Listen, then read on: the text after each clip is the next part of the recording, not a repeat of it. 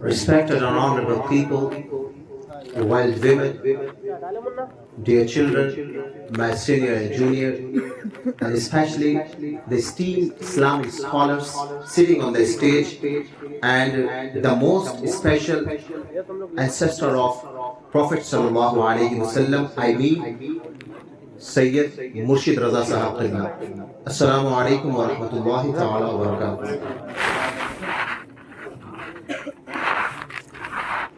الحمد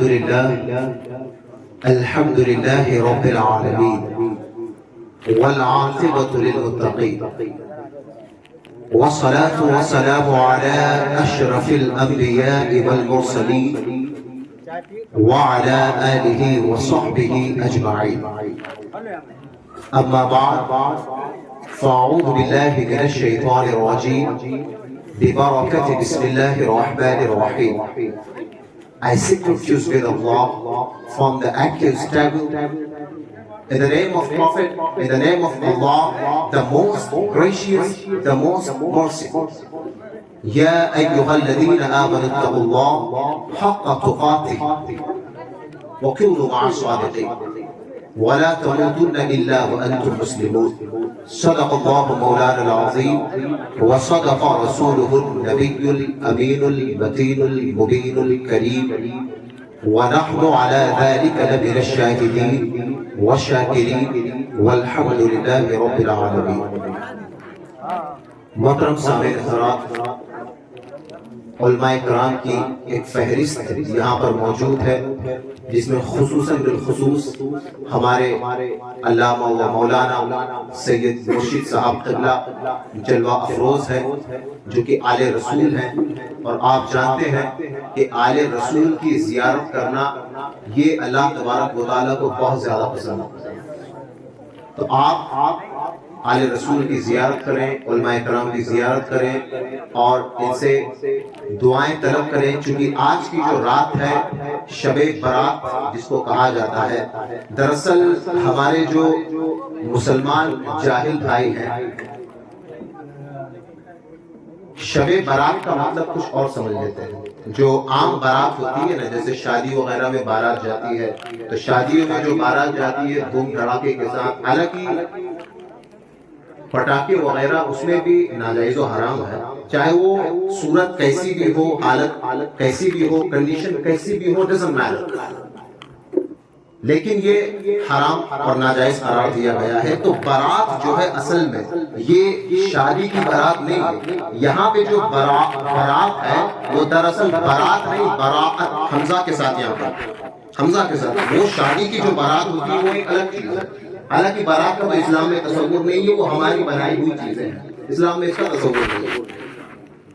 تو براعت کا مطلب کیا ہوتا ہے؟ چھٹکارا پانا. اب کس چیز سے چھٹکارا پانا؟ کیا شریعت سے چھٹکارا پانا؟ شریعت کے جو احکام ہے، اللہ اس کے رسول کی جو تعلیمات ہے، ان چیزوں سے چھٹکارا پانا، یا پھر پوری زندگی 24 گھنٹے ہم گھر میں بیٹھ کر بازاروں میں گھوم پھر کر اپنے گناہوں کا اس طریقے سے ہم نے پورا جسم جو ہے بھر لیا ہے گناہوں سے کہ اس چیز سے چھٹکارا پانے کا نام یہاں پہ برات دیا گیا، نہ کہ اسلام اور شریعت سے چھٹکارے پانے کا نام برات. تو ہونا تو یہ چاہیے تھا کہ آج جو شب برات ہے یعنی چھٹکارے کی رات، تو چھٹکارے کی رات یعنی کہ اللہ تبارک و تعالیٰ نے جو ہمیں یہ موقع دیا ہے، اور ایسے موقع یہ سمجھ لیجئے کہ ہماری خوش نصیبی ہے، بہت زیادہ ہم خوش نصیب ہے کہ اللہ تبارک و تعالیٰ نے یہ موقع ہمیں عطا فرمایا. ورنہ بہت سے کم وقت اس دنیا میں ایسے ہیں جو اس رات کے لیے بھی دلیل مانگتے بیٹھے. بہت سارے ایسے کم وقت اس دنیا میں ہیں جو یہ کہہ رہے ہیں کہ ذرا یہ بتاؤ کہ شب برات میں جو تم نفلی عبادت کرتے ہو وہ کہاں سے ثابت ہے؟ شب برات کے جو روزے رکھے جاتے ہیں وہ چیز کہاں سے ثابت ہے؟ جو حلوے بنائے جا رہے ہیں وہ کہاں سے ثابت ہے؟ ارے کم وقتوں، اگر تم اپنی نگاہوں سے، اپنی آنکھوں سے نفرت کا چشمہ ہٹا کر دیکھو تو تمہیں ایک ایک چیز کتابوں میں موجود ملے گی. اللہ تبارک و تعالیٰ نے فرمایا ختم اللہ علی قلوبہم وعلی سمعہم وعلی ابصارہم، کہ جس کی سماعت پر، ابصار پر، جس کی دلوں پر اللہ تبارک و تعالیٰ مہر لگا دیتا ہے، دلیلوں سے اسے کوئی فرق نہیں. اگر مان لیجئے کہ یہ لوگ جو دلیلیں دیتے ہیں کہ اس کی جو روایتیں آتی ہیں وہ ضعیف ہیں، قوی نہیں ہیں، تو ذرا یہ بتائیے، ہمارے حضرت یہاں تشریف فرمائے، دیگر علماء کرام بیٹھے ہیں، کہ ضعیف جو روایتیں ہوتی ہے، ضعیف حدیثیں جو ہوتی ہے، وہ بھی جو ہے روایتوں میں قابل قبول ہوتی ہے، وہ بھی قابل قبول ہوتی ہے۔ آپ نے وہ واقعہ سنا ہوگا کہ ایک شخص تھا جس کو یہ بتایا گیا کہ بدھ کے دن جو ہے ناخن نہیں کاٹنا چاہیے۔ اب یہ جو روایت ہے یہ ضعیف روایت ہے۔ ضعیف کس کو کہتے ہیں؟ جس کے پیش کرنے والے جو راوی ہوتے ہیں وہ تھوڑے کمزور ہوتے ہیں، اس کو ضعیف کہا جاتا ہے۔ تو یہ جو روایت تھی کہ بدھ کے دن ناخن نہیں کاٹنا چاہیے، یہ ضعیف روایت تھی، ان کے سامنے پیش کی گئی تو انہوں نے اس بات کو نظر انداز کر دیا کہ روایت ہے، ضعیف ہے، صحیح تو ہے نہیں، ضعیف روایت ہے، تو انہوں نے اس کو نظر انداز کرتے ہوئے ناخن کاٹ لیے۔ اور بعد میں کچھ دنوں کے بعد ایسا ہوا کہ ان کو برس کی بیماری ہوئی، برس کی بیماری۔ جب برس کی بیماری ہوئی تو حضور صلی اللہ علیہ وسلم خواب میں آئے، حضور صلی اللہ علیہ وسلم خواب میں آئے اور انہوں نے فریاد پیش کی کہ یا رسول اللہ مجھے فلاں فلاں بیماری ہو گئی ہے۔ حضور نے فرمایا کہ تمہارے سامنے حدیث پیش کی گئی تھی لیکن تم نے اس کو ضعیف بول کر ہٹا دیا۔ تمہیں یہ سوچنا چاہیے تھی کہ وہ روایت تھی، ضعیف تھی، لیکن بولنے والا محمد رسول اللہ، بولنے والا اللہ کا حبیب تھا، تم نے یہ کیوں نہیں دھیان دیا؟ تو ضعیف روایت کی جو ہے قابل قبول ہوتی ہے۔ ارے ہمارے پاس روایتیں تو ہے، تمہارے پاس کیا ہے ذرا یہ بتاؤ۔ ہمارے پاس قبول کرنے کے لیے، عبادت کرنے کے لیے، روزے رکھنے کے لیے ضعیف ہی صحیح، لیکن روایت تو ہے، لیکن تمہارے پاس کیا ہے؟ تمہارے پاس کچھ نہیں۔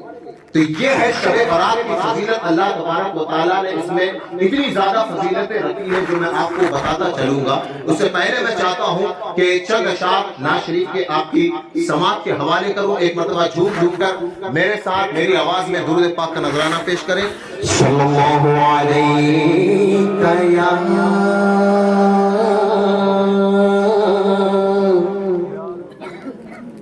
رسول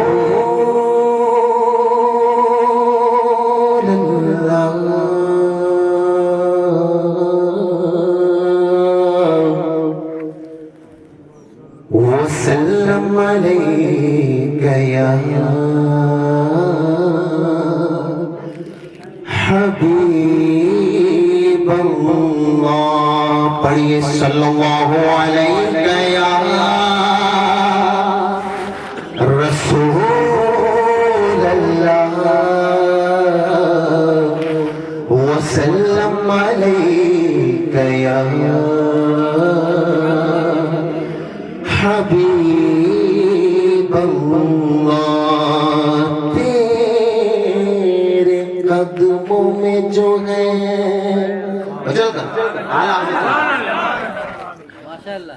غیر کا منہ کیا دیکھے،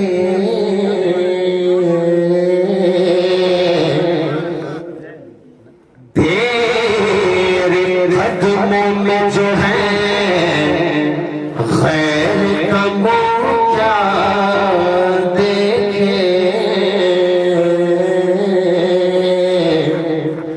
کون نظروں پہ چڑھے دیکھ کے تلوار تیرا۔ صلی اللہ علیہ یا رسول اللہ وسلم علیک یا حبیب اللہ۔ نعت شریف کے اشعار سماعت فرمائیں، چند اشعار پیش کر رہا ہوں، انشاءاللہ آپ کو بہت زیادہ پسند آئیں گے۔ ایک مرتبہ جھوم کر بول دیں یا رسول اللہ۔ عقیدت سے بڑھ کر، عقیدت سے بڑھ کر نہیں کچھ نہیں ہے، عقیدت سے بڑھ کر نہیں کچھ نہیں ہے، محبت سے بڑھ کر نہیں کچھ نہیں ہے، عقیدت سے بڑھ کر نہیں کچھ نہیں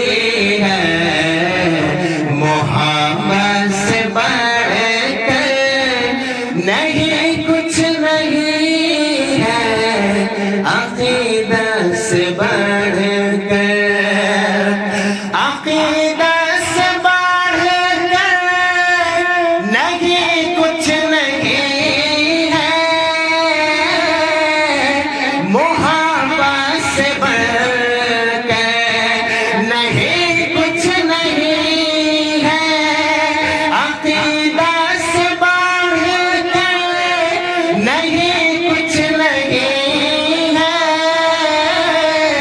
محبت سے بڑھ کر نہیں کچھ نہیں ہے، عبادت ہے نعت رسالت کی دولت، عبادت ہے نعت رسالت کی دولت، عبادت سے بڑھ کر نہیں کچھ نہیں۔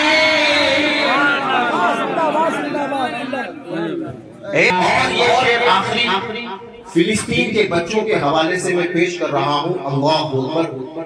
ہم تو خالی سنتے ہیں، نیوز دیکھتے ہیں، لیکن آپ سوچئے کہ جس کے گھر میں آئے دن قتل و غارت ہو رہی ہے، کوئی خبر نہیں کہ جس شخص نے رات دیکھی ہے صبح دیکھے یا نہیں، کہیں سے بھی آ کر بم گر جاتے ہیں، کہیں بھی ان کو گولیوں سے چھلنی کر دیا جاتا ہے، ان کے ماں باپ کے دلوں پر کیا بیتتی ہوگی۔ اس طریقے سے چھوٹے چھوٹے بچوں کو ظالموں نے ظلم کے گھاٹ اتار دیا، لیکن یہ اللہ تبارک و تعالیٰ کا بہت بڑا احسان ہے کہ واقعی اگر کسی نے اسلام پر حقانیت کے ساتھ جو چنا ہے تو وہ فلسطین کے بچے ہیں۔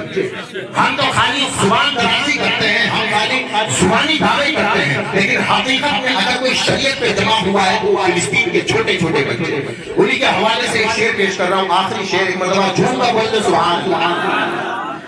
کہ یہودی کے آگے نہ سر خم کریں گے، نصارا کے توپوں سے ہم نہ ڈریں گے، یہودی کے آگے نہ سر خم کریں گے،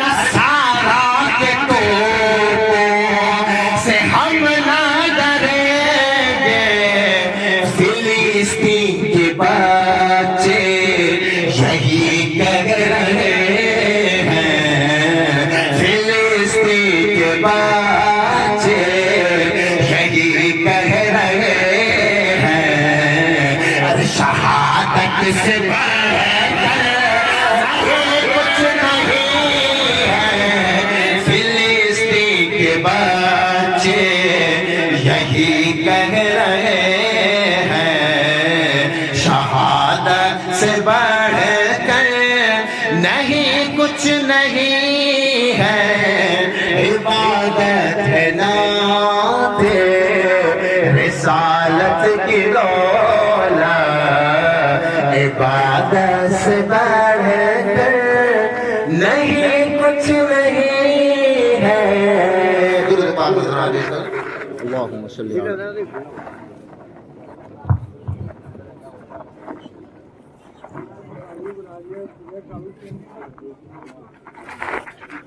ایک مرتبہ اور نبی اور آل نبی پر جھوم جھوم کر درود پاک اللہم صلی علی سیدنا و شفیعنا و حبیبنا مولانا محمد مبارک وسلم، صلو علیہ الصلاۃ والسلام علیک یا رسول اللہ صلی اللہ علیہ وسلم۔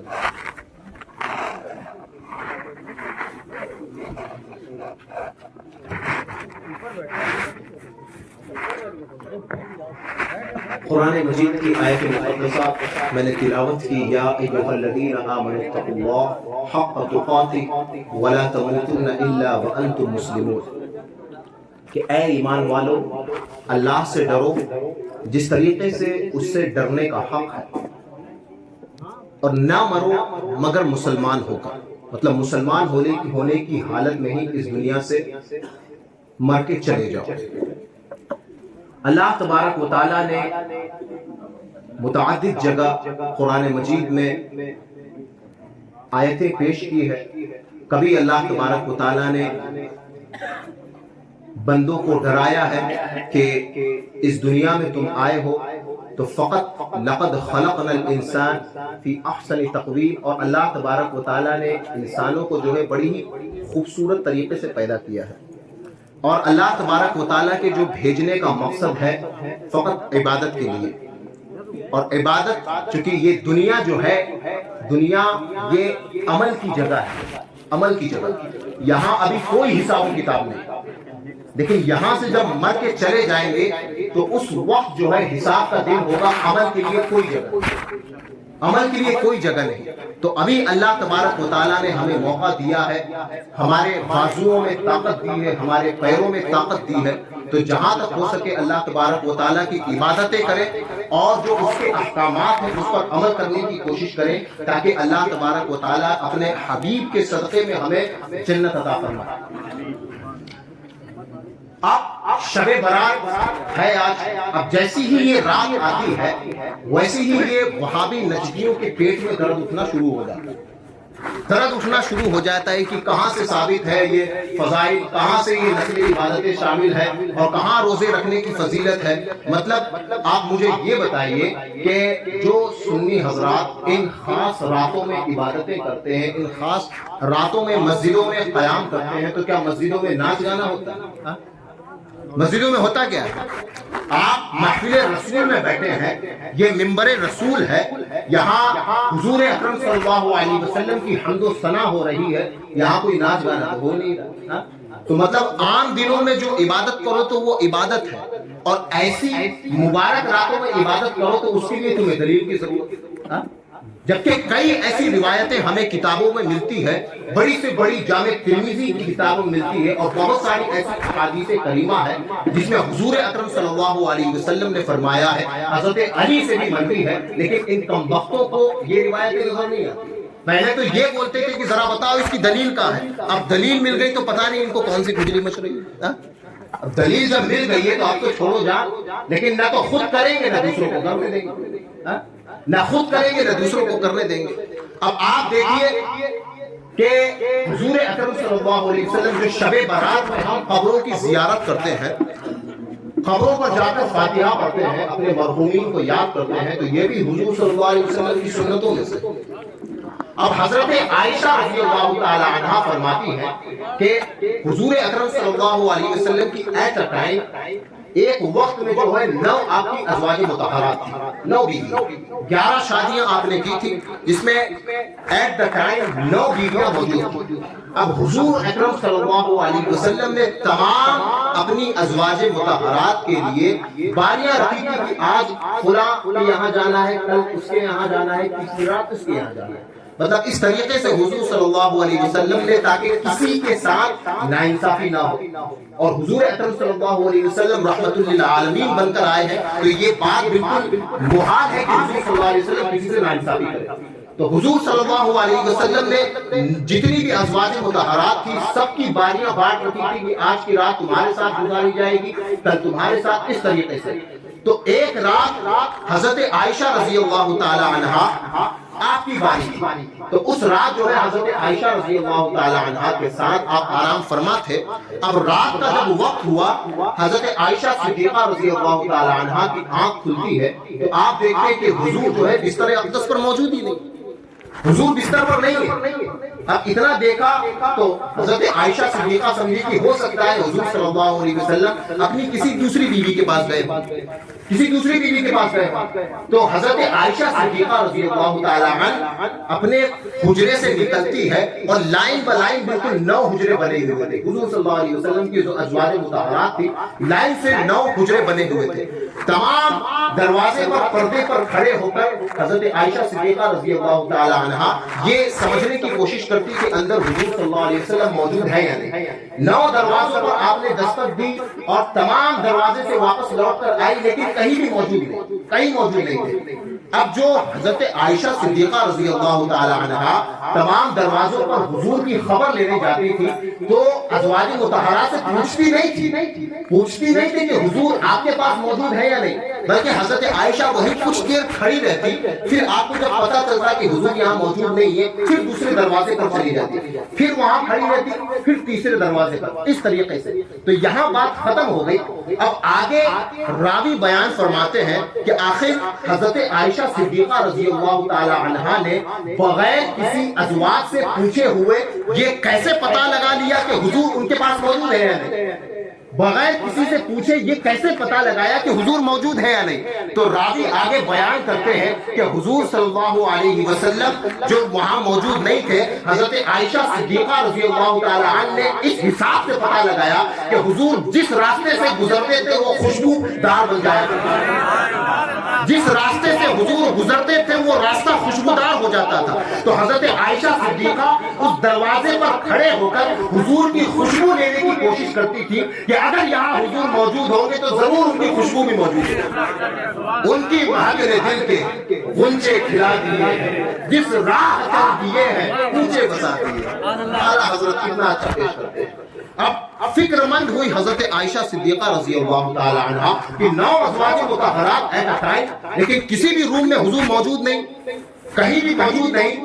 اتنے میں بھاگتے بھاگتے مسجد نبوی پہنچی کہ ہو سکتا ہے رات کا وقت ہو، اللہ تبارک و تعالیٰ کی عبادت میں مشغول ہو، ذکر و اذکار میں حضور مشغول ہو۔ مسجد نبوی پہنچی تو وہاں بھی حضور موجود نہیں۔ اب اور زیادہ بےتاب ہو گئی کہ اب حضور گئے تو گئے کب؟ آپ ہی کے حجرے کے سامنے جنت البقیع جو قبرستان تھا وہی موجود تھا۔ تو حضرت عائشہ صدیقہ رضی اللہ تعالی عنہ سمجھ گئی کہ ہو نہ ہو حضور صلی اللہ علیہ وسلم قبرستان میں موجود ہیں، قبرستان میں ہوں۔ اب جیسے ہی جنت البقیع قبرستان میں حضرت عائشہ صدیقہ پہنچی تو وہاں کیا دیکھتی ہے کہ حضور صلی اللہ علیہ وسلم اپنی آنکھوں سے بالکل اشکبار ہو چکے ہیں، رو رہے ہیں، گریہ وزاری کر رہے ہیں، آپ کی داڑھی مبارک آنسوؤں سے بھر گئی ہے۔ اب حضرت عائشہ صدیقہ آپ کو سلام کرتی ہے، السلام علیکم یا رسول اللہ۔ حضور صلی اللہ علیہ وسلم نے جواب دیا اور حضور نے پوچھا کہ اے عائشہ کیا تم یہ سوچتی تھی کہ میں تمہارے ساتھ ناانصافی کروں گا؟ آج تمہاری باری تھی، آج تمہارے ساتھ میرے رہنے کی باری تھی، تم نے یہ سوچا کہ میں تمہارے ساتھ ناانصافی کروں گا؟ حضرت عائشہ نے کہا کہ حضور میرا یہ کوئی خیال نہیں تھا، بس میں نے آپ کو اپنے حجرے میں نہیں پایا تو میں بےتاب ہو گئی، بے چین ہو گئی کہ آخر حضور گئے تو گئے کہاں؟ حضور صلی اللہ علیہ وسلم سے حضرت عائشہ نے پوچھا کہ حضور آپ یہاں اس وقت کیا کر رہے ہیں رات میں؟ تو حضور صلی اللہ علیہ وسلم جو بیان فرماتے ہیں آپ کا ایمان تازہ ہو جائے گا۔ حضور صلی اللہ علیہ وسلم بیان فرماتے ہیں کہ اے عائشہ اللہ تبارک و تعالیٰ کا مجھے حکم ہوا کہ آج کی جو رات ہے 15ویں شب کی، جو ابھی ہے شب شعبان کی 15ویں شب شب برات، یہ جو آج کی رات ہے اللہ تبارک و تعالیٰ نے مجھے اس کے فضائل بتائے ہیں اور یہ کہا ہے کہ اے محبوب یہ جو 15ویں شعبان کی رات یعنی شب برات ہے، آج کی رات میں اپنے بندوں کے تمام گناہوں کو معاف کر دوں۔ اپنے اس وقت جو ہے بنو کلب ایک قبیلہ تھا، بنو کلب کے جو قبیلے تھے اس میں بھیڑ پالا کرتے تھے، بکریاں چرایا کرتے تھے۔ تو جو بنو کلب کی بکریاں تھی، بھیڑ تھی، بال ان کے اوپر بہت زیادہ ہوا کرتے تھے۔ تو فرمایا کہ آج کی رات بنو کلب کی جو بھیڑ ہے اور ان کے جتنے بھی بال ہیں ان بالوں کے برابر میں بندوں کو معاف فرما، ان بالوں کے برابر۔ اور بنو کلب کی جو بھیڑ تھی وہ کتنی تھی؟ راوی بیان فرماتے ہیں کہ بنو کلب جو قبیلہ تھا ان کی جو بھیڑیں تھی، بکریاں تھی، اگر کسی پہاڑ پر ان بکریوں کو پھیلا دیا جائے تو لاکھوں کے حساب سے ان بکریوں کی تعداد ہوتی تھی، لاکھوں کے حساب سے ان بھیڑوں کی تعداد تھی۔ تو آپ سوچئے ایک بکری، ایک بھیڑ کے بدن پر کتنے بال ہوتے ہوں گے اور لاکھوں بھیڑ کے بال پر کتنے بال ہوتے ہوں گے۔ تو ان لاکھوں بھیڑوں کے بال کتنے ہیں اتنے امتیوں کو میں معاف فرماتا ہوں، اتنے گناہگار بندوں کو آج کی رات معاف فرماتا ہوں۔ تو یہ جامع ترمذی کی حدیث ہے۔ تو حضور صلی اللہ علیہ وسلم اس وقت قبرستان میں موجود تھے۔ اس سے یہ پتہ چلا کہ 15ویں شب میں جو ہم قبرستان جاتے ہیں، اپنے مردوں کے لیے دعا کرتے ہیں، مرحومین کے لیے دعا کرتے ہیں، یہ بھی حضور صلی اللہ علیہ وسلم کی سنت ہے۔ یہ بھی حضور کی سنت ہے. درود پاک و نذرانہ پیش کریں. اللہم صلی علی سیدنا مولانا محمد مبارک وسلم. صلاۃ و سلام علیک یا رسول اللہ یا حبیب اللہ صلی اللہ تعالی علیہ وسلم. لیکن آپ اندازہ لگائیے اتنی مبارک رات اور اتنی مبارک گھڑی جس میں اللہ تبارک و تعالیٰ لاکھوں کروڑوں کے حساب سے اپنے بندوں کو معاف فرماتا ہے، لیکن دوسری جگہ یہ بھی فرمایا گیا کہ اسی مبارک رات میں، اسی مبارک گھڑی میں کئی ایسے بھی لوگ ہیں جن کو اللہ معاف نہیں کرتا. آپ سوچئے اتنی مبارک رات، اس میں لاکھوں کروڑوں کے حساب سے بندوں کے گناہوں کو معاف فرما رہا ہے، جہنم سے آزادیاں مل رہی ہیں، لیکن اس رات میں کئی ایسے بندے ہیں جن کو اللہ تبارک و تعالیٰ معاف نہیں فرماتا ہے. آپ دعا کیجیے اللہ سے کہ ہم جو ہے ان میں سے نہ ہو جن کی آج کی رات بھی گناہوں سے معافی نہ ہو. ہمیں دعا کرنا چاہیے. تو فرمایا گیا کہ وہ کون لوگ ہیں جس کو اس مبارک رات میں بھی اللہ تبارک و تعالیٰ معاف نہیں فرماتا ہے. کہا کہ وہ شخص جو شراب کا عادی ہوتا ہے اسے اس رات بھی معافی نہیں ملتی.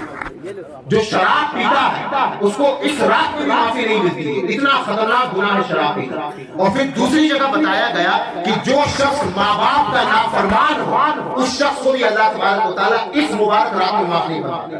آپ اگر اپنے ماں باپ کو ناراض کریں، آپ کے ماں باپ بڑھاپے میں ترستے ہیں کہ میں نے جو اپنے بیٹے کو پوری زندگی کھلایا پلایا، جب میرے بڑھاپے کا وقت آئے گا تو میرا بیٹا جو ہے میرے لیے بڑھاپے کا کام کرے گا. لیکن ہمارا حال یہ ہے کہ بڑھاپے میں ہم اپنے ماں باپ کو چھوڑ دیتے ہیں. کئی ایسے لوگ ہیں جو اپنے ماں باپ کو جو ہے مطلب اولڈ ایج میں ڈال دیتے ہیں. کئی ایسے لوگ. تو آپ سوچیے مطلب اتنی مبارک رات میں جو ماں باپ کا نافرمان ہوگا، ماں باپ کو گالیاں دیتا ہوگا، اللہ تبارک و تعالیٰ اس کی بھی معافی نہیں فرمائے گا. اس کی معافی نہیں. اللہ سے دعا کیجیے ہم ان میں سے نہ ہو، ورنہ پھر پوری دنیا آخرت ہماری سب برباد ہو جائے گی.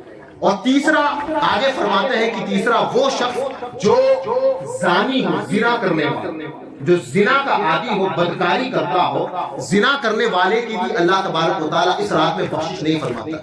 اس گناہ سے بچنے کی کوشش کریں. تو اتنے خطرناک اللہ تبارک و تعالیٰ نے اس میں عذاب رکھے ہیں. اور آگے فرمایا کہ جو شرک کرتا ہے اللہ تبارک و تعالیٰ کے ساتھ کسی کو شریک ٹھہراتا ہے، اس رات میں اللہ تبارک و تعالیٰ اس کی بھی معافی نہیں فرماتا ہے.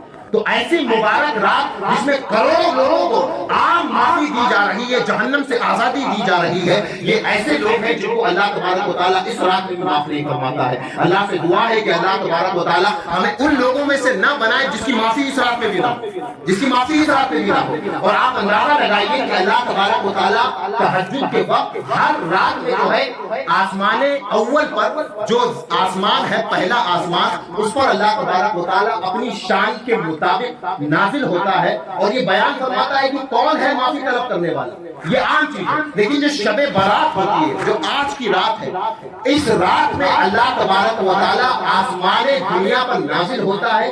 پہلے آسمان پر اپنی شان کے مطابق نازل ہوتا ہے اور سب سے پہلا اللہ کا جملہ، سب سے پہلی چیز جو اللہ کو بولتا ہے وہ یہ فرماتا ہے کہ ہے کوئی جو آج کی رات مجھ سے معافی مانگے؟ ہے کوئی جو آج کی رات مجھ سے معافی مانگے؟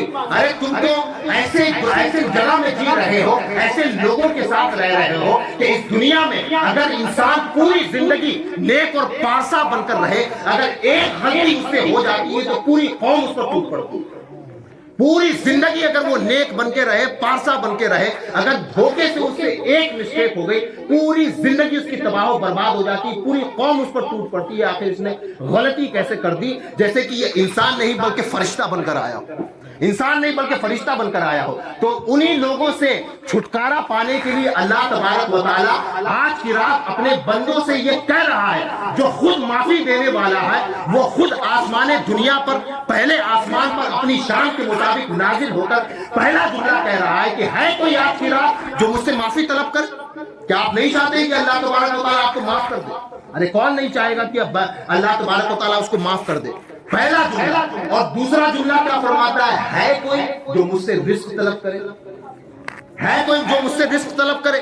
ارے ہم چاپلوسی کرنے میں ہماری زندگی بیت گئی. ہم چند روٹی کے ٹکڑوں کے لیے کبھی اس کے در پر جھک جاتے ہیں، کبھی اس کے در پر جھک جاتے ہیں. ایک بار رب کریم کی بارگاہ میں جھک کر دیکھ، تیری دنیا بھی آباد ہو جائے گی، آخرت بھی آباد ہو جائے گی. ایک بار یہ ایک سجدہ جو تجھے گرا لگتا ہے ہزاروں سجدوں سے دیتا ہے آدمی کو نجات۔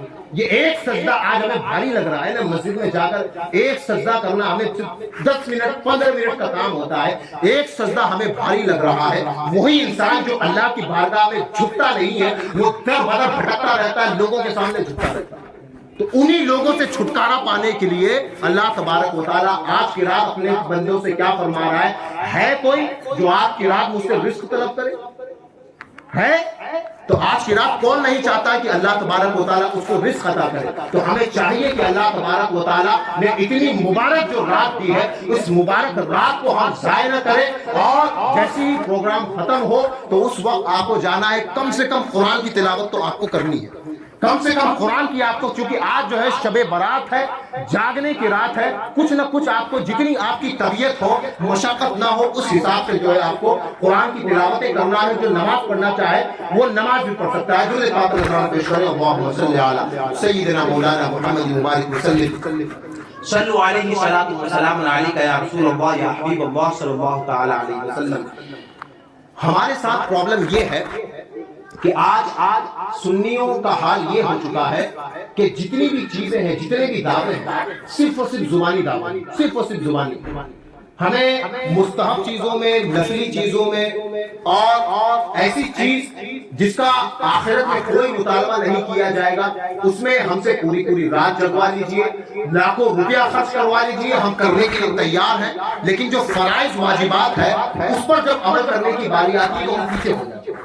آج جو سنیت اتنی پیچھے جا رہی ہے، اور سنی لوگ جو جہالت میں مبتلا ہے، اس کی یہی وجہ ہے کہ علم دین ہم نے کبھی سیکھا نہیں، علم دین سیکھنے کی ہمیں کبھی توفیق نہیں ہوئی، اور ہم سارے مستحبات کام میں لگ گئے۔ ہم نے سوچا کہ یہی ساری چیزیں واجب ہیں، یہی جیسی ساری چیزیں فرض ہے، بلکہ آخرت میں اللہ تبارک و تعالیٰ نے کیا فرمایا؟ سب سے پہلے جو تمہارا حساب و کتاب ہوگا وہ نماز کا۔ نماز کا اگر آپ کی نماز جو معاملات ہیں اس میں اگر آپ کامیاب ہو گئے تو سارے معاملات میں کامیاب ہو گئے۔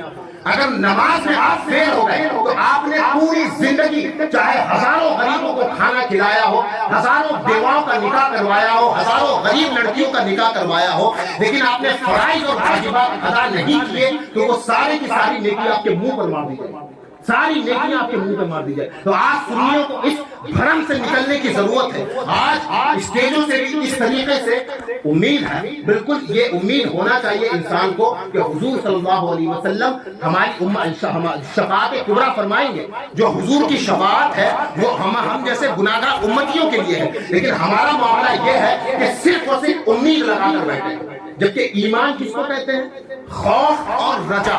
جو خوف ہے اور امید، خوف اور امید کے درمیان جو چیز ہے اس کو ایمان کہا جاتا ہے۔ نہ تو اتنا زیادہ خوف ہو کہ اس خوف کی وجہ سے ہم عبادت میں مشغول نہ ہو سکے، اور نہ ہی خالی امید ہو کہ ہم بیٹھے ہیں، ہاں حضور کو شفاعت فرمانے والے، ادھر ہم چرس پھونکے، گانجا پھونکے، شراب پیے، زنا خوری کریں، حرام کاری کریں، ساری چیزیں کریں، اور سائڈ سے یہ نعرہ لگائیں کہ حضور شفاعت فرمانے والے ہیں۔ ذرا یہ بتائیے کہ ایسا گندا منہ، ایسا کالا دل لے کر حضور کی بارگاہ میں کھڑے ہونے کی ہمت ہے کسی کی؟ کس کی ہمت ہے جو اس طریقے سے میرے جیسا گناہگار جو پوری زندگی گناہوں میں ڈوبا رہا، خالی میں کیا بولتے ہیں اسٹیج پر جو ہے اعلان کرتا رہا اور خود جو ہے نیک کام سے دور ہوتا رہا، کیا میری یہ جرأت ہوگی کہ کل بروز قیامت میں حضور سے اپنا سامنا کر سکیں؟ کیا آپ کی یہ ہمت ہوگی کہ کل بروز قیامت آپ حضور کا سامنا کر سکے؟ بالکل نہیں ہوگی۔ حضور نے کیا فرمایا؟ الصلاۃ قرۃ عینی، کہ نماز جو ہے میری آنکھوں کی ٹھنڈک ہے۔ آپ یہ بتائیے کہ کون مومن ہے جو اپنے حضور کی آنکھوں کو ٹھنڈک نہ پہنچانا چاہے؟ کون ایسا مومن ہے؟ لیکن ہمارے حالات کیا ہے کہ چند جذباتی تقریریں سن کے، چند جذباتی نعت سن کے کچھ وقت کے لیے تو مسجدوں کا رخ کرتے ہیں، 2 سے 3 وقت گزرا، اس کے بعد پھر ساتھ ختم۔ تو خوف اور رجا اس دونوں کے درمیان کا نام ایمان ہے۔ آپ صرف امید لگا کر بیٹھے کہ ہم پوری زندگی گناہ کرتے رہے، زنا کرتے رہے، حرام خوری کرتے رہے، حرام کھا کھا کے اپنا پیٹ بھرتے رہے، چغل خوری کرتے رہے، اور آپس میں جو ہے بغض و حسد کینہ اپنے مسلمان بھائیوں کے ساتھ کرے، اور کل یہ چاہے کہ حضور ہماری شفاعت کرنا، یہ کیسے کرنا ہے میرے بھائی؟ آپ جب خود اللہ کے حکم پر آپ عمل نہیں کر رہے ہیں، حضور کے حکم پر عمل نہیں کر رہے ہیں، پھر آپ امید کیسے رکھتے ہیں کہ اللہ آپ کی شفاعت فرمائے؟ ارے ذرا یہ بتائیے، کیا جو صحابہ کرام تھے ان سے بڑا مومن کوئی ہو سکتا ہے؟ صحابہ سے بڑا ولی کوئی ہو سکتا ہے؟ کوئی نہیں ہو سکتا ہے، جن کو دنیا میں جنت کی بشارت دے دی گئی، فرمایا گیا اے عمر تمہارے لیے جنت ہے، آپ بیداری کی حالت میں ہیں اور تمام عشرہ مبشرہ کو دنیا میں جنت کی بشارت دے دی گئی، لیکن اس کے بعد بھی حال یہ ہے کہ عمر اس شخصیت کا نام ہے جو عید کے دن اپنے حجرے میں جا کر، جبکہ عید کا وہ دن ہوتا ہے کہ پوری دنیا جو ہے خوشیاں مناتی ہے کہ روزے ختم ہوئے، عید کا دن ہے، اور لیکن حضرت عمر کا معاملہ یہ ہے کہ عید کے دن اپنے حجرے میں جا کر آنسو بہا رہے ہیں، عید کے دن اپنے حجرے میں جا کر آنسو بہا رہے ہیں۔ باہر سے کوئی شخص آیا، کہا کہ حضور آج تو عید کا دن ہے، آج تو آپ کو خوشیاں منانی چاہیے۔ حضرت عمر کا جو رویہ تھا، آپ کا جو جواب تھا، وہ سنیں گے آپ کا دل دہل جائے گا کہ ایک جس کو جنت کی بشارت دے دی گئی ہے وہ بھی اس طریقے سے کر سکتا ہے۔ حضرت عمر نے یہ کہا کہ عید کا دن تو ہے وہ تمہارے لیے، لیکن میں اس وجہ سے رو رہا ہوں کہ میں نے جو 1 مہینے کے روزے رکھے ہیں، پتہ نہیں اللہ نے میرے روزوں کو قبول کیا، پتہ نہیں اللہ نے میرے روزوں کو قبول کیا یا نہیں۔ یہ حال ان لوگوں کا جن کو دنیا میں جنت کی بشارت مل گئی۔ آج ہمارا حال یہ، ابھی رمضان قریب ہے، 15 دن میں رمضان قریب ہے، میری آنکھوں کے سامنے میں دیکھوں گا کئی ایسے لوگ ہوں گے جو گٹکا کھا کے دوسروں کی دیوار کا ہوا خراب ہے۔ یہ حال ہے رمضان۔ ارے 1 مہینے کی بھوک ہم سے برداشت نہیں ہو، کیا کس چیز کی امید رکھتے ہیں کہ اللہ تبارک و تعالیٰ ہماری جو ہے شفاعت فرمائے گا حضور کے ذریعے؟ ہم اللہ تبارک و تعالیٰ کے احکام پر نہ چلیں، ساری چیزیں ہم کریں لیکن نماز کا جو حکم دیا ہے وہ نہ پڑھیں، علم نہ سیکھیں، علم کو جو فرض قرار دیا گیا، طلب العلم فریضۃ علی کل مسلم و مسلمہ، ہر ایک مسلمان چاہے وہ مرد ہو عورت ہو، ہر ایک پر علم دین حاصل کرنا فرض ہے۔ اس علم دین سے اتنی دور ہیں ہم کہ آج ہم کو پنچر چھاپ کا خطاب ملا ہوا ہے۔ آج مسلمانوں کو پنچر چھاپ کہا جاتا ہے یہ۔ تو ذرا بھی ہمیں اس بات کی شرم نہیں آتی ہے کہ کس طریقے سے ہم نے اپنے آپ کو بگاڑ دیا ہے۔ ہمارے بچوں کی زبان پر آج چھوٹے چھوٹے بچے جو بالغ نہیں ہوئے یا چیزیں انڈے سے نکلے نہیں ہیں، 10-10 سال کے بچے، ان کی زبان پر ماں بہنوں کی گالی رہتی ہے۔ آپ نے تعلیم کیا دی ہے بچوں کو؟ بتائیے۔ کیونکہ بچے جو ہوتے ہیں وہ بڑوں کو دیکھ کر چلتے ہیں۔ بچے بگڑے ہیں اس کا مطلب بگاڑنے والے آپ، بچے بگڑے ہیں اس کا مطلب بگاڑنے والا میں بڑا ہوں، تو بچے جیسا مجھے دیکھیں گے ویسے ہی کریں گے۔ آپ ظاہر سی بات ہے گھر میں ماں باپ گالی دیتے ہوں گے جبھی بچہ گالی دیتا ہے، تو ہمارے اندر اتنی بھی تمیز نہیں ہے کہ بچوں کو کس طریقے سے سلیقے سے پڑھایا جائے، ان کو تعلیم دی جائے۔ آج ہمارے یہ حالات ہیں اور ہم یہ بولتے ہیں کہ ہم جو ہے حضور صلی اللہ علیہ وسلم ہماری شفاعت فرمائیں گے۔ کیسے شفاعت؟ حضور صلی اللہ علیہ وسلم اگر واقعی ہم اگر اللہ تبارک و تعالیٰ کی بارگاہ میں ندامت کا ایک اشک بھی بہا لیں، ایک آنسو بھی ہماری آنکھوں سے بہہ جائے تو وہی مغفرت کا ذریعہ ہو سکتا ہے۔ لیکن پرابلم کی بات یہی کہ ہم بولتے ہی تو نہیں۔ سب سے بڑی پرابلم تو یہی ہے کہ ہمیں رونا ہی نہیں آتا۔ ہم ہزاروں گناہ کرتے رہے، ہزاروں تقریریں سنتے رہے، لیکن ہمیں کوئی فرق نہیں پڑتا ہے۔ ہزاروں وعیدیں ہمیں بتا دی جائے اور ایسے واقعات عبرتناک اللہ تبارک و تعالیٰ نے اس دنیا میں پیش کر دیے ہیں۔ بڑے سے بڑا اس دنیا میں آیا، قارون جیسا آیا جو پوری دنیا کو اپنی بادشاہت، اپنی ملکیت سمجھتا تھا اور یہ سوچتا تھا کہ پوری دنیا میں مجھ سے بڑا مالدار کوئی نہیں، اور غرور لشکر کے ساتھ ایسے چلنے لگا۔ پاس میں جو لالچی لوگ تھے، پاس میں جو دولت کے لالچی تھے، حوث کے پجاری تھے، دولت کے پجاری تھے، قارون کو دیکھ کر یہ بولنے لگے کہ کاش کہ اللہ تبارک و تعالیٰ نے ہمیں بھی اتنی دولت دی ہوتی، ہمیں بھی اتنی دولت دی ہوتی۔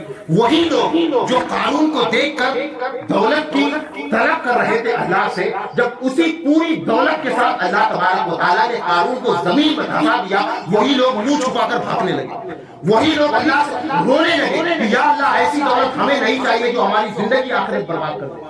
لیکن آج ہمارا حال کیا ہے؟ ہم نے ہزاروں مثالیں دیکھی ہے کہ اللہ تبارک و تعالیٰ نے ہزاروں لوگوں کو تہس نہس کر دیا، برباد کر دیا۔ اس کے باوجود بھی ہمارا حال یہ ہے کہ ہماری کمائی کی کوئی خبر نہیں، ہماری جو آمدنی کا ذریعہ ہے وہ حرام طریقے سے کمایا جا رہا ہے یا حلال طریقے سے کمایا جائے، اس کی کوئی خبر نہیں۔ جبکہ فرمایا کیا گیا کہ اگر کسی مسلمان کے پیٹ میں کھانے کا ایک لقمہ حرام کا چلا جائے 40 دنوں تک اس کی عبادت قبول نہیں۔ 40 دنوں تک اس کی عبادت قبول نہیں ہوتی. آپ اندازہ لگائیے ایک لقمے کا حال یہ ہے. تو ہم جو ہیں جب کھانا کھاتے ہیں تو آج تو ہمارا یہ حال ہے کہ ٹھوس ٹھوس کے کھاتے ہیں ایک دم. خالی پتہ چلنا چاہیے کہ کہیں نان گوشت ہے, کہیں بریانی ہے, بس اس کے بعد تو پھر اس کے بعد اللہ ہی مالک, اس کے بعد اللہ مالک, اس کے بعد ہمیں کوئی روکنے ٹوکنے والا نہیں. تو آپ سوچئے کہ اگر کوئی انسان ایک لقمہ حرام کا کھائے تو 40 دن اس کی عبادت قبول نہیں کی جاتی ہے. ہم ایسے سینکڑوں لقمے کھا جاتے ہیں تو ہماری پوری زندگی کی عبادت برباد. تو پھر کیا فائدہ ہوا ایسی کمائی کا؟ جبکہ اس کمائی کی گارنٹی بھی نہیں ہے کہ آج ہم نے کروڑوں روپے حرام کا کمایا, اربوں روپے کمایا, کل مر کے چلے گئے, اس کو عیش کون کرے گا؟ آپ کریں گے؟ قبر میں لے کر جائیں گے؟ ارے ہمارے بچے عیش کریں گے. مطلب ہمارا کمایا ہوا حرام کا پیسہ وہ بچہ بھی حرام کا نہیں کرے گا. تو ہم خود تو برباد ہوئے, اپنی نسلوں کو برباد کر دیا. مطلب خود تو جہنم میں گئے, پوری نسلوں کو جہنم میں لے کر چلے گئے. تو پھر کیا فائدہ ایسی کمائی کا؟ تو میرے بھائیوں اس چیز کا خیال رکھیں, ہم جو کما رہے ہیں وہ حلال طریقے کا ہونا چاہیے. آج کی جو رات ہے صرف شب بیداری کی رات نہیں ہے, صرف عبادت کی رات نہیں ہے, بلکہ اللہ تبارک و تعالیٰ کی بارگاہ میں گر گرانے کی رات ہے, رونے کی رات ہے کہ یا اللہ ہم نے پوری زندگی جو گناہ کیے ہیں, آج کی رات ہمارے گناہوں کی بخشش عطا فرما. آج کی رات اگر ندامت کا ایک قطرہ بھی بہ گیا, کل بروز قیامت حضور صلی اللہ علیہ وسلم کیا فرماتے ہیں کہ کل بروز قیامت ایک شخص کو جو ہے جہنم میں اللہ تبارک و تعالیٰ گھسیٹ کے لے جائے گا. فرشتے جو ہے اس کو جہنم میں لے جائیں گے. تو وہ جو انسان ہوگا اس کی آنکھوں کی پلکوں کا ایک بال, پلک جانتے ہیں نہیں, آنکھوں کی پلکوں کا ایک بال اللہ تبارک و تعالیٰ کی بارگاہ میں آئے گا, کہے گا کہ یا اللہ تیرا تو فرمان یہ تھا کہ اگر کوئی بندہ تیرے ڈر سے روتا ہے تو میں اس کی بخشش عطا فرما دوں گا. یا اللہ میں اس کی پلک کا بال ہوں, اس نے ایک مرتبہ تیری خوف سے آنسو بہایا تھا, یا اللہ اس کے صدقے میں اس کو بخشش عطا فرما. تو اللہ تبارک و تعالیٰ اس کی پلکوں کے ایک بال کے بدلے اس کے تمام گناہوں کو معاف عطا فرما, تمام گناہوں. اسی طریقے سے حجت الاسلام فرماتے ہیں علامہ غزالی رحمہ اللہ تعالیٰ علیہ کہ ایک وقت جو ہے مطلب قافلہ جا رہا تھا, اس میں ایک نوجوان انسان تھا, وہ ایک عورت پر فدا ہو گیا, ایک خوبصورت عورت تھی اس پر فدا ہو گیا. اب جیسے ہی قافلہ جنگل میں گیا, جنگل میں رکا تو رات کا موسم تھا, چاروں طرف جو ہے اندھیری گھٹ رات تھی. اب سارے لوگ جب سو گئے تو وہ شخص اس عورت کے پاس گیا اور اس عورت سے جو ہے مطلب کہنے لگا کہ میں تم سے محبت کرتا ہوں, پیار کرتا ہوں, اور مطلب طرح طرح کی باتیں کہ کسی طریقے سے جو ہے اس سے حرام کاری کی جائے. اس عورت نے کہا کہ ٹھیک ہے میں اس بات کے لیے راضی ہوں, ذرا تم یہ دیکھو کہ اتنا جو بڑا قافلہ ہے یہ قافلے والے سب سوئے ہیں کہ نہیں. اب وہ انسان خوش, کہ عورت خوش ہو گئی, راضی ہو گئی. اب وہ گیا, تمام لوگوں کو دیکھا کہ سارے لوگ سوئے ہوئے ہیں. وہ شخص بھاگتا ہوا اس عورت کے پاس گیا کہ کہا کہ اے میری معشوقہ محبوبہ سارے لوگ سو گئے ہیں, تمہیں چنتا کرنے کی ضرورت نہیں. کہا کہ نہیں, تم نے ٹھیک سے نہیں دیکھا ہے, ٹھیک سے دیکھ کر آؤ, کوئی نہ کوئی جگہ ہوا ہے.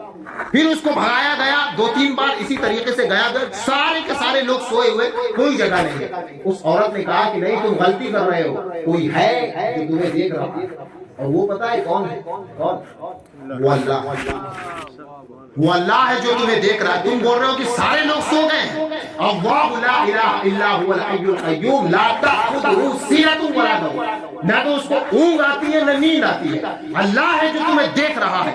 جب جیسے ہی اس نے اللہ کا نام سنا کہ اللہ مجھے دیکھ رہا ہے, کانپنے لگا, وہی ایک دم گریہ وساری کرنے لگا, رونے لگا. اللہ تبارک و تعالیٰ سے فریاد کی کہ یا اللہ کچھ دیر کے لیے میں بہک گیا تھا, مجھے معاف عطا فرما. قافلہ وہاں سے چلا گیا, معاملہ ختم ہو گیا, رفع دفع ہو گیا. جب اس شخص کا, جب اس انسان کا انتقال ہوا, انتقال ہونے کے بعد خان میں ایک شخص آیا اور اس سے پوچھا کہ اے شخص ذرا یہ بتا کہ آخرت کا معاملہ تیرے ساتھ کیا ہے, آخرت کا معاملہ اللہ تبارک و تعالیٰ نے کس طریقے سے تیرے ساتھ پیش کیا. تو اس شخص کا جو جواب تھا, اس نے کہا کہ اے انسان ذرا سن, میں نے دنیا میں رہ کر ایک گناہ کیا تھا اور اس ایک گناہ پر میں نے اللہ سے معافی مانگی, تو اس ایک گناہ کے صدقے میرے سارے گناہوں کو معاف عطا فرما, ایک گناہ کے بدلے سارے گناہوں کو معاف عطا فرما دیا. ارے تم اللہ کی بارگاہ میں آ کر تو دیکھو. ہمارا حال یہ ہے کہ ہم سوچتے ہیں کہ کوئی فرشتہ حضرت جبرائیل علیہ السلام اس دنیا میں تشریف لائیں گے, وہ ہمیں حکم دیں گے کہ نمازیں ادا کرو, روزے رکھو, زکات دو, حج کرو, اور یہ ساری چیزیں حضرت جبرائیل بیان کریں گے تب ہم ادا کریں گے. آپ پوری زندگی انسان جو ہے بکتا جا رہا ہے، ایک دم بولتا جا رہا ہے، کوئی فرق ہی نہیں پڑ رہا. اس کی بھی وجہ ہے، آج جو علماء کرام بول رہے ہیں اس کی بھی وجہ ہے عمل نہ کرنے کی. حضرت سفیان ثوری رحمہ اللہ تعالی علیہ کیا فرماتے ہیں کہ ایک شخص، حضرت سفیان ثوری رحمہ اللہ تعالی علیہ آپ جو ہے بیان فرما رہے تھے اور پورا مجمع جمع ہوا تھا اور اس طریقے سے بیان فرما رہے تھے کہ پورا مجمع رونے لگا، زار و قطار رو رہا تھا.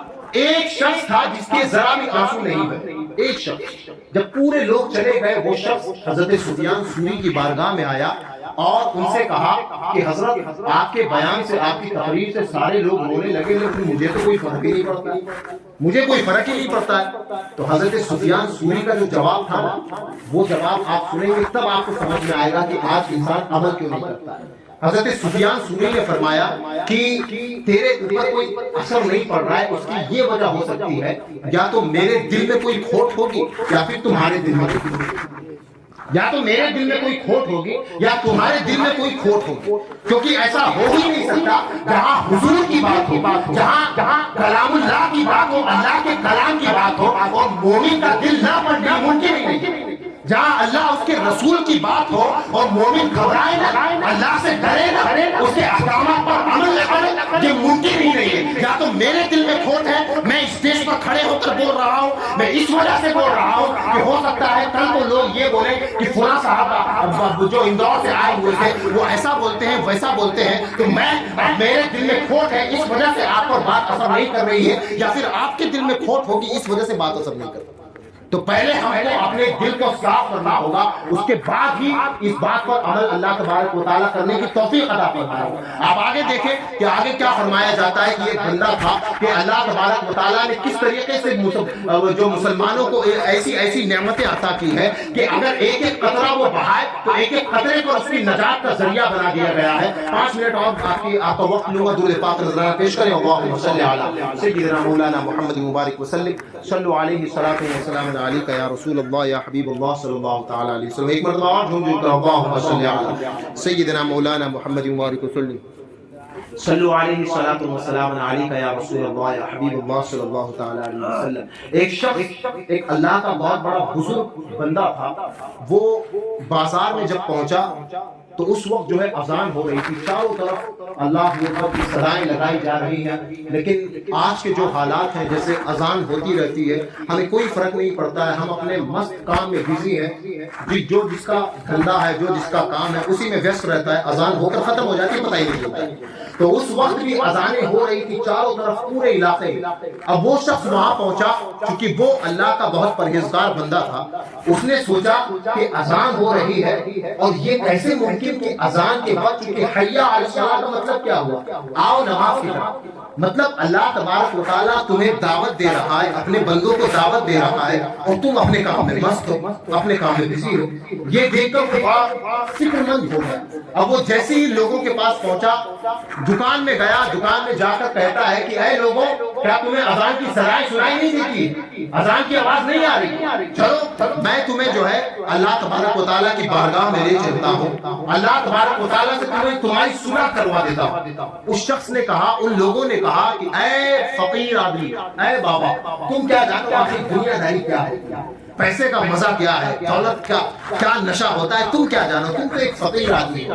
کہا کہ نہیں، تم چلو میرے ساتھ، میں تم کو اس سے بھی بہتر نعمت دلاؤں گا، اللہ کی بارگاہ میں تو چلو. آخرکار تمام لوگوں نے جو ہے اس کو بھگا دیا، وہاں سے نکال دیا. اب باہر جا کر وہ شخص رونے لگا، گریہ بازاری کرنے لگا، خوب رونے لگا. ایک شخص ادھر سے آیا تو دیکھا یہ بابا یہاں پر کھڑا ہے، فقیر آدمی، یہ رو رہا ہے، آخر رو کیوں رہا ہے؟ اسے جب پوچھا گیا تو اس نے کہا کہ میں اس وجہ سے رو رہا ہوں کہ میں نے دیکھا کہ اذان ہو رہی تھی، یہ لوگ اپنے کام میں ویست ہیں، بزی ہیں، مصروف ہیں، کسی کو کوئی فرق نہیں پڑ رہا ہے. میں نے سوچا کہ یہ ان لوگوں کو جو ہے اللہ سے ملاقات کروا، اللہ سے ملوا دوں، کیونکہ آج جو ہے اللہ تبارک و تعالیٰ ان سے ملنے کو تیار ہے، لیکن یہ لوگ جو ہے اللہ سے ملنا نہیں چاہتے. اللہ تبارک و تعالیٰ آج بلا رہا ہے، دعوت دے رہا ہے. اللہ تبارک و تعالیٰ کی بارگاہ میں اگر یہ آنسو کا ایک قطرہ بھی بہا دیتے ہیں تو ایک قطرے کے بدلے میں اللہ تبارک و تعالیٰ ان کے تمام گناہوں کو معاف عطا فرماتا ہے. تو اللہ تبارک و تعالیٰ تو راضی ہے، لیکن یہ لوگ راضی نہیں. تو میں یہ چاہتا ہوں کہ ان کی اللہ سے صلح کروا. اب کچھ دن گزرے تھے کہ وہ شخص قبرستان پہنچا، وہی فقیر آدمی قبرستان میں گیا، قبرستان میں جا کر رو رہا تھا۔ وہاں جب رو رہا تھا تو پھر وہی شخص اس راستے سے گزرا اور اس کے پاس گیا کہ بابا آخر معاملہ کیا ہے، تم کبھی بازار میں کھڑے کھڑے روتے ہو، کبھی قبرستان میں آ کر روتے ہو۔ کہا کہ میرا وہی کل والا معاملہ، وہی کل والا کہ کل جو ہے اللہ تبارک و تعالیٰ تو راضی تھا لیکن یہ لوگ راضی نہیں تھے۔ آج یہ قبر میں سو رہے ہیں، یہ راضی ہے لیکن اللہ راضی نہیں ہو۔ آج یہ قبر میں سوئے ہوئے یہ راضی ہے، یہ بول رہے ہیں کہ یا اللہ تو مجھے مہلت تو دے، مجھے چند لمحوں کی مہلت دے، تیرے احکامات پر عمل کر کے دکھاؤں گا۔ لیکن جو وقت تھا اللہ تبارک و تعالیٰ نے عمل کا وقت دنیا میں رکھا ہے، جب اس دنیا سے مر کے چلے گئے تو قبر میں جو ہے حساب و کتاب کا وقت آئے گا۔ اس وقت انسان چیخیں مارتا رہے گا۔ آپ کی انسان پہ جب جنازہ اٹھایا جاتا ہے کس طریقے سے اس کو محسوس ہوتا ہے کہ اس کو جب نہلایا جاتا ہے وہ چیز بھی محسوس ہوتی ہے، قبر میں لٹایا جاتا ہے اس کو وہ چیز بھی محسوس ہوتی ہے۔ آپ اندازہ لگائیے کہ وہ شخص جو پوری زندگی کبھی اپنی شرمگاہ نہیں ہٹاتا تھا، کبھی اپنا کپڑا بدن سے نہیں ہٹاتا تھا، آج 10 لوگوں کے سامنے اس کا کپڑا ہٹایا جا رہا ہے لیکن اس کی ہمت نہیں ہے کہ کسی کو روک سکے، اس کی ہمت نہیں ہے کہ کسی کو روک سکے۔ حالانکہ اس کو سمجھ میں آ رہا ہے ساری چیز کہ اس طریقے سے میرے ساتھ معاملات ہو رہے ہیں۔ قبر کے اندر اس کو دفنا دیا گیا، چیخیں مارتا رہے گا، چلاتا رہے گا لیکن کوئی بھی اس کی کوشش کرنے والا نہیں، کوئی بھی اس کو تیار کرنے والا نہیں۔ اس لیے اللہ تبارک و تعالیٰ نے ابھی وقت دیا ہے، اس سے پہلے کہ ہماری نماز پڑھی جائے ہمیں اللہ تبارک و تعالیٰ کی بارگاہ میں آ کر نماز پڑھنی چاہیے۔ اللہ سے دعا ہے اللہ تبارک و تعالیٰ ہمیں بولنے اور سننے سے زیادہ عمل کی توفیق عطا فرمائے۔ بولنے سننے میں کسی بھی قسم کی غلطی ہوئی ہو میں رب کی بارگاہ میں توبہ کرتا ہوں، اللہ میری توبہ کو قبول عطا فرمائے۔ استغفر اللہ ربی من کل ذنب واتوب الیہ، لا الہ الا اللہ محمد رسول اللہ صلی اللہ تعالی علیہ وسلم۔ السلام علیکم۔